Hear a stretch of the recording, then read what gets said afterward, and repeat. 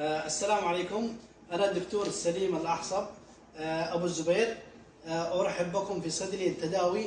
جميع أخواننا الصوماليين أي مشاكل صحية، أي مشاكل للأطفال، معالجة كاملة، أهلا وسهلا بكم. صيدلية التداوي شارع 30 الربوة. وأيضا أشكر أخي ليبان لكي على إتاحة الفرصة هذه لمعرفة الصيدلية وتعريف أخواننا الصوماليين. أشكره شكرا كثيرا. وأيضا اعملوا لايك واشتراك واكتبوا بالكومنتات. مع السلامة، في أمان الله. ururka caafimaadka caruuriyo ciroole dadkuu u wada cawdaane midnaan cayrinayne oo caradeena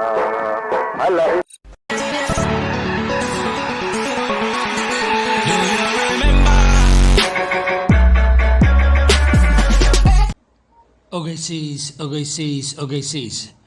waxaa la ogeysiinayaa dadweynaha Soomaaliyeed ee ku dhaqan xaafadda Bawaadi waqooyiga magaalada Jidda, gaar ahaan wadada 30 iyadoo u dhaxaysa wadooyinka waaweyn ee 60 80 in farmashiye Taxaawi oo isagu kaabiga ku haya maqaayada weyn ee caanbaxda ee Qaasin Xamar kana soo horjeeda hiliblaha Qoryooley in la idin keenay daawooyin tayo leh. daawooyinkaas oo ah kuwii ugu tayada fiicnaa ebed ee farmashiyo ay dadku ka iibsadaan. haddaba haddii aad tahay Soomaali ku nool waqooyiga magaalada Jidda, waxaa laga codsanayaa inaad soo booqato farmashiyaha Taxaawi. farmashiyahan waxaad ka heli kartaa xafaayadaha carruurta, caanaha carruurta iyo dawooyinka guud ahaan ee ay dumarku isticmaalaan iyo gaar ahaan kuwa carruurta. sidoo kale waxaad ka heli kartaa dawo walba oo aad u baahan tahay, waxaana ku jooga oo halkaasi kugu soo dhaweynaya dhakhtar xirfad weyn u leh soo dhaweynta iyo weliba la tacaalidda cudurrada ay dadku ka cabanayaan.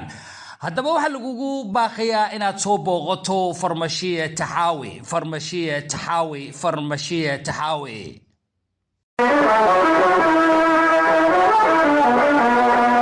ururka caafimaadka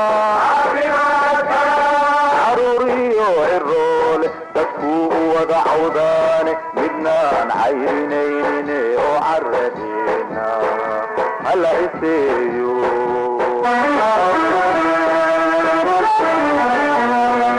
ururka caafimaadka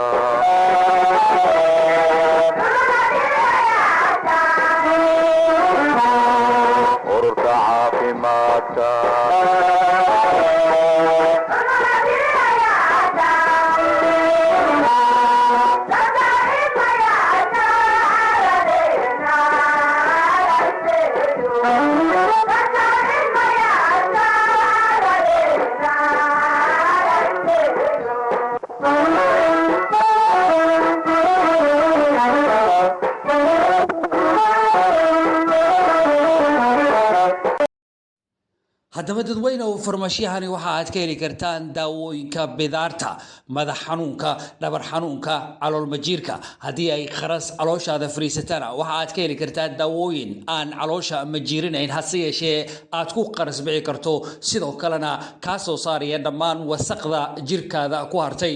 waxaa kaloo aad halkan ka heli kartaa daawooyinka loo isticmaalo nervooyinka haddiiba lacalla aad tahay qof dhabar xanuun dareemaya, madaxu uu ku xanuunayo, finan ay jiraan wejiga kaaga soo baxay, amaba xataa aad doonayso inaad tabarta xagga howlgalka habeenkii aad kordhiso. sidoo kale farmashiyaha ayaad ku soo hagaagaysaa. waxaa lagugula talinayaa in aad soo booqato farmashiyahan. waxaa kuu jooga halkaasi dhakhtar takhasus fog u leh, isla markaana kugu dadaalaya, sidoo kalena ka iibinaya dawooyin sicirkoodu uu macquul yahay. haddaba ha moogaanin inaad soo booqato farmashiyahan oo isagu ku yaala wadada 30 xaafadda Bawaadi ka soo horjeedka hiliblaha Qoryooley.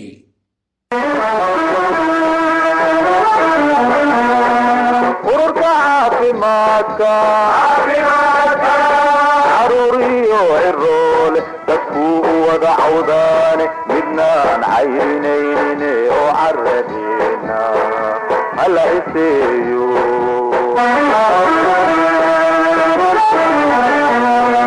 ururka caafimaadka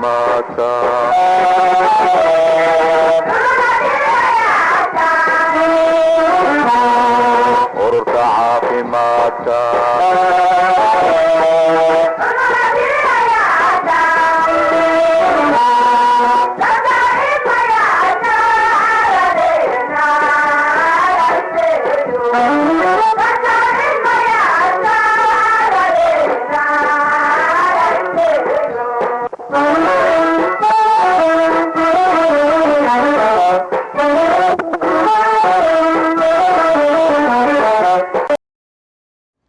يا مرحبا واهلا وسهلا، نرحب بكم في صيدلية التداوي. الان معنا جميع انواع الحليبات للاطفال بجميع الاعمار.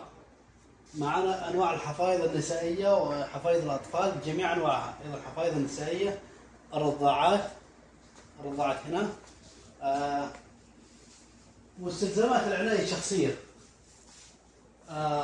صبغات الشعر بجميع انواعها، معاجين الاسنان، ايضا مزيلات العرق، ايضا الحلاقه، كماليه الحلاقه، شامبوهات والبلسم، بلسم الشعر، الشامبوهات، الكريمات. هنا ايضا مستلزمات الاطفال من زيوت وبودره وغيرها، ايضا مستلزمات النساء في ازاله الشعر. هنا الزيوت، اللوشنات، الكريمات، هنا كريمات الشعر اللي تبع تمليس الشعر، هنا الكريمات، هنا الصوابين، هنا سائلة الاستحمام، هنا ايضا منظفات الايدي. في معنا ادوية المسكنات بشكل عام، هو مضادات للالتهابات بشكل عام، والمسكنات حق الأطفال والكبار. أيضا معنا أيضا أدوية الحساسية بشكل عام جميعها، أدوية الكحة، أيضا أدوية السكر بجميع أشكالها، أدوية الحموضة، أدوية المعدة، أدوية النزلات المعوية، أدوية القلب، أدوية الضغط، مسيلة الدم، أيضا أدوية الأطفال، المغص وغيرها. أيضا الفوارات بشكل عام، الفوارات بتاع الكلى وغيرها. أيضا معنا البخاخات سواء الأنف تحسس أو غير، أيضا قطرات العيون بجميع أشكالها بجميع أنواعها، التحاميل، أيضا الإبر والإنجكشن يعني يعتبر مسكنات وغيرها. وأهلا وسهلا بكم. ururka caafimaadka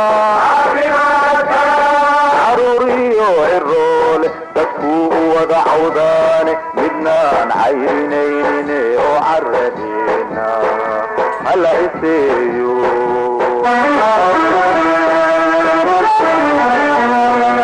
ururka caafimaadka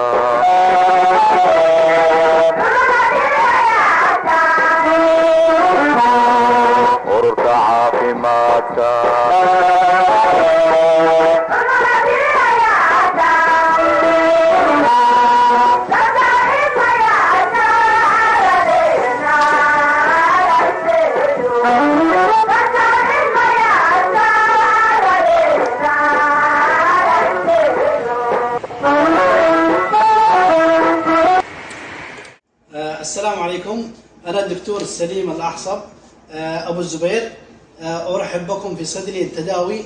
جميع أخواننا الصوماليين، أي مشاكل صحية، أي مشاكل للأطفال، معالجة كاملة، أهلا وسهلا بكم.